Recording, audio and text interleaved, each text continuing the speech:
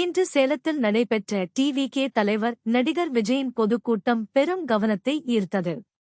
அவர் தனது உரையில், என் வீடு தமிழ்நாடு, 8 கோடி மக்கள் என் குடும்பம் என்று உணர்ச்சி பூர்வமாகக் கூறி, தனது அரசியல் பயணத்தை விமர்சிக்கும் எதிரிகளை நேரடியாக சவால் செய்தார்.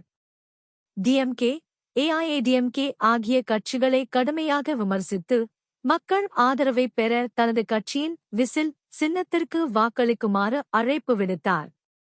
மேலும், ஒரு கட்சி ஆரம்பித்து 30% வாக்குகள் பெறும் தைரியம் உங்களுக்குண்டா என்று கேள்வி எழுப்பி தனது கட்சியின் வேகமான வளர்ச்சியை வலியுறுத்தினார். குழந்தைகளுக்கும் இளைஞர்களுக்கும் தேர்தலில் பங்கேற்கும் முக்கியத்துவத்தை எடுத்துரைத்தார். ஆனால் கூட்டத்தில் துரதிர்ஷ்டவசமாக 37 வயது ஆதரவாளர் ஒருவர் உடல்நலக் குறைவால் உயிரிழந்த சம்பவம் நிகழ்வை சோகமாக்கியது. கூட்டத்திற்குப் பின் டிவிகே பணியாளர்கள் மற்றும் ஊடகவியலாளர்களுக்கு இடையே மோதலும் ஏற்பட்டது. இந்த சேலம் கூட்டம் விஜயின் அரசியல் பயணம் எவ்வளவு தீவிரமாகவும் சவால்களுடனும் முன்னேறி வருகிறது என்பதை வெளிப்படுத்தியது.